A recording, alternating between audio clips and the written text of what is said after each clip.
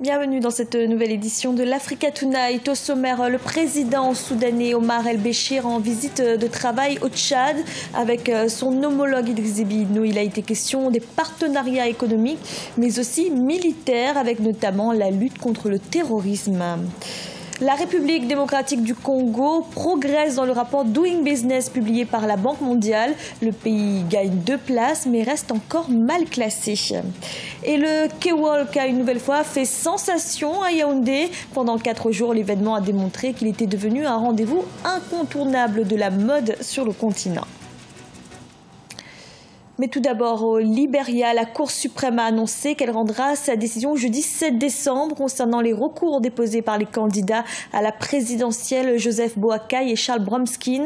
Arrivés 2e et 3e du premier tour de la présidentielle, les 2 candidats contestent les résultats du scrutin qui donne l'ancienne star du football georgeois en tête. Après avoir été déboutés par la commission électorale, ils avaient alors saisi la Cour suprême. Le président soudanais Omar El-Béchir était en visite au Tchad. Il a été reçu par son homologue Idriss Déby Itno. Les 2 chefs d'État ont évoqué les relations bilatérales dans les domaines économiques et militaires. Ils ont notamment plaidé pour une coopération renforcée dans la lutte contre le terrorisme. Reportage de notre correspondant Mahamat Ramdam, commentaire Grazela Tchakondi. Le président soudanais Omar El-Béchir est en visite de travail de 2 jours à N'Djamena, la capitale tchadienne, depuis ce vendredi 1er décembre 2017. Il a échangé avec son homologue tchadien, le président Idriss Déby Itno, sur les questions de relations bilatérales entre le Tchad et le Soudan, notamment l'intégration socio-économique et la coopération militaire entre les 2 pays. Les autorités tchadiennes estiment que cette rencontre entre les 2 chefs d'État permettra de jeter les bases d'une coopération solide entre les peuples voisins. Beaucoup de projets sont en cours entre ces 2 pays, notamment la construction du chemin de fer entre le Tchad et le Soudan, qui est intégré dans le cadre du plan national de développement 2017-2021. Ce chemin de fer permettra à nos 2 économies de réaliser des activités économiques et commerciales entre les 2 pays.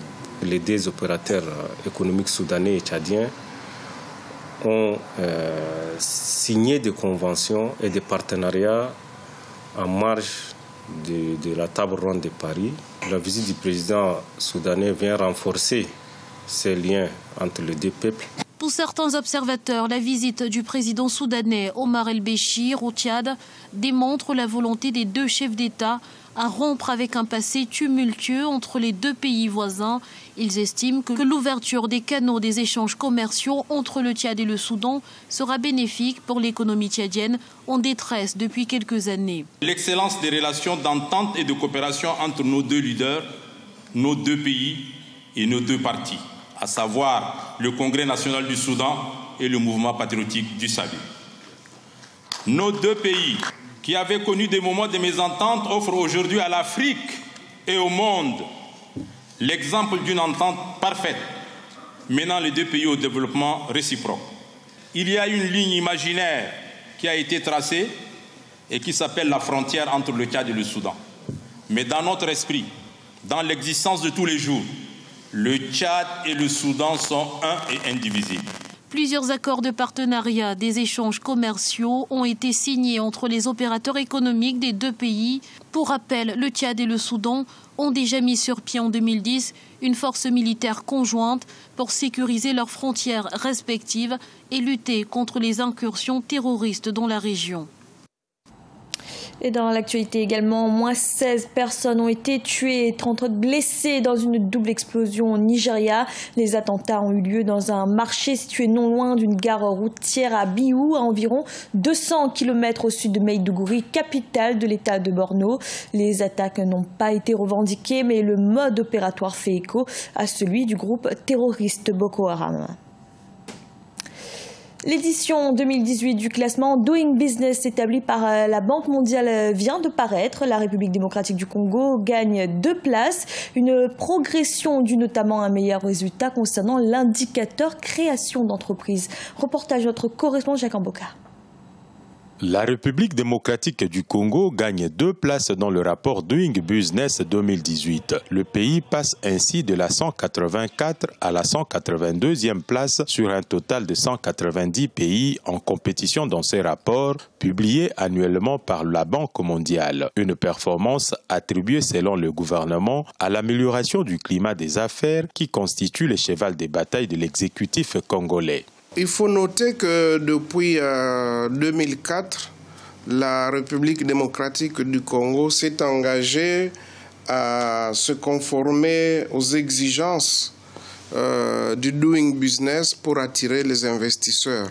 Parce que comme vous le savez, ce classement-là est important pour nous dans la mesure où nous avons beaucoup d'opportunités, nous offrons beaucoup d'opportunités, mais qui ne sont pas saisis ou qui ne sont pas connus du monde.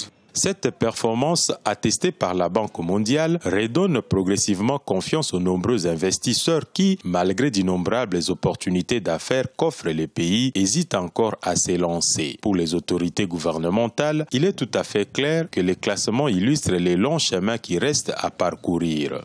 Nous ne nous en réjouissons pas, bien sûr, parce que l'idéal serait d'être parmi les 10 premiers ou les 5 premiers. Mais bon, ce sont des efforts que nous poursuivons. Ce n'est pas facile parce que les autres États aussi ne croisent pas les bras. Ceux qui occupent déjà de bonnes positions font de sorte qu'il y ait toujours des performances, qu'il y ait des améliorations et qu'ils attirent le plus d'investisseurs chez eux. Doing Business est un instrument déterminant qui sert de référence aux investisseurs qui souhaitent s'élancer dans les affaires dans un pays. Il est basé notamment sur la réglementation des affaires, les droits des propriétés et la durée pour la création d'une entreprise, pour ne citer que quelques exemples. En passant de 172 à 3 jours, la facilitation de création d'une entreprise en République démocratique du Congo a beaucoup contribué en faveur du pays, estiment les observateurs. Et voici un exemple concret de ce dynamisme en matière de création d'entreprises en République démocratique du Congo. iMenu est une société qui propose aux habitants de Kinshasa de commander leurs repas en ligne. Et après 6 mois d'activité, le site compte déjà 400 abonnés. Reportage de notre correspondant Jacques Amboka. Proposer aux clients les services des restaurants en ligne, c'est la mission de iMenu, une petite entreprise basée à Kinshasa qui emploie une douzaine de jeunes internautes. En 6 mois d'existence, le site est à plus de 400 abonnés qui passent régulièrement leurs commandes dans une vingtaine de restaurants qui ont adhéré à cette initiative ambitieuse. C'est vraiment une idée innovatrice parce que nous sommes la première entreprise à le faire. Jusque-là, nous n'avons pas encore de concurrents. Nous sommes déjà à une vingtaine de restaurants. Et une vingtaine de restaurants qui nous ont fait confiance et nous travaillons bonnement avec eux. Nous espérons avoir tous les restaurants de l'étendue de la ville, pourquoi pas de notre pays. iMenu, une idée novatrice qui prend progressivement de l'ampleur dans la capitale congolaise. Le site assure la promotion de la riche et très variée gastronomie congolaise, une aubaine pour les restaurants et les clients du réseau qui, par ailleurs, va inciter à la culture du restaurant, estiment les professionnels du domaine. Et puis pour ce service Internet nous permet de faire de bonnes affaires. Il nous est profitable car on se fait connaître. Les clients connectés nous localisent et découvrent nos menus. Je pense que c'est un coup de pouce donné aux restaurants. Le défi de iMenu est de pousser au maximum non seulement les restaurants de la ville, mais aussi les habitants d'adhérer à ce site. Bien que privée, l'initiative cadre avec les objectifs de la numérisation du secteur touristique congolais. Rappelons qu'un projet pour numériser le secteur touristique a été lancé en octobre 2017 par l'Organisation internationale du tourisme et le ministère congolais en charge du secteur. Pendant 4 jours, Yaoundé a vibré au rythme du K-Walk. K-Walk, c'est l'événement du chic et du glamour. Et pour sa 4e édition, le rendez-vous a été une nouvelle fois couronné de succès. Pour la dernière journée, un défilé était organisé à l'hôtel Hilton où les créateurs africains ont pu présenter leur dernière collection. Un final en apothéose auquel a assisté notre envoyé spécial, Hortense Saga. Ladouma d'Afrique du Sud, Cherian Ngowi de Tanzanie et Créan du Cameroun. Voici le trio marquant qui a défilé ici pour la 4e édition du The K-Walk. Ici à Yaoundé, la mode avait rendez-vous évidemment avec tous les passionnés qui sont venus admirer le travail de ces professionnels. Le K-Walk est devenu en quelques éditions le rendez-vous incontournable de la mode continentale. Cette année encore, pour cette édition 2017, la créatrice Ananga avait mis les petits plats dans les grands en conviant la quintessence, ce qui se fait de mieux en matière de mode. Je vous propose d'écouter quelques-uns des intervenants alors que vient de se dérouler ce défilé qui célébrait la 4e édition. Alors Anna Gagnon, on sort du défilé de la 4e édition de K-Walk. La Tanzanie, l'Afrique du Sud et puis le Cameroun est présent pour cette édition. Mais quelle folie! Quelques mots d'abord sur vos passages à vous parce que c'était complètement superbe. Merci. J'ai essayé de sortir un peu de ma gamme de couleurs habituelle, tout en restant quand même un peu fidèle au fait que j'aime bien les couleurs chaudes. Et donc voilà, j'ai essayé de présenter quelque chose d'un tout petit peu différent quand même. On a eu de la colorimétrie évidemment belle, orange, du jaune, des couleurs chaudes comme vous disiez, mais aussi des matières très très très riches, très intéressantes, vaporeuses.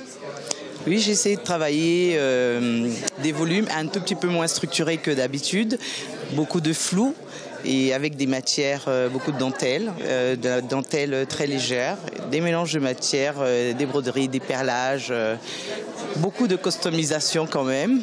Un gros travail à la main, mais bon, je suis contente du résultat. Alors, ma chère Lincha, vous sortez du défilé de la 4e édition de The K-Walk.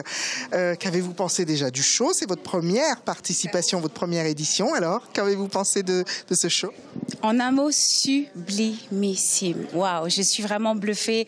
Un événement vraiment de qualité avec des créateurs de qualité, mais pas juste les créateurs, c'était tout le staff, je veux dire, des tenues, au maquillage, à la coiffure, aux lumières, au stage. Franchement, j'ai passé un excellent moment, vraiment. Alors le fait effectivement de voir un show de cette envergure avec des créateurs internationaux, qu'est-ce que ça dit de la mode faite notamment au Cameroun? Ça veut dire que ça évolue, d'accord, et ça fait du bien de le voir parce qu'on a beaucoup de potentiel en Afrique. Donc du coup, on est ça me motive encore plus et je pense que ça va motiver aussi les autres designers. Une Afrique qui inspire, une Afrique qui porte beau, porte fièrement ses créateurs. C'est ce qui s'est vu ici ce soir à l'hôtel Hilton de Yaoundé où se déroulait la 4e édition de The K-Walk. Une mode qui ne demande qu'à rayonner sur la planète entière. Et une chose est sûre, avec les silhouettes qu'on a vues défiler ce soir, ce sera bientôt chose faite. Ce journal a été réalisé par l'ensemble de la rédaction. Merci de l'avoir suivi. Retrouvez dans un instant une nouvelle édition de l'information.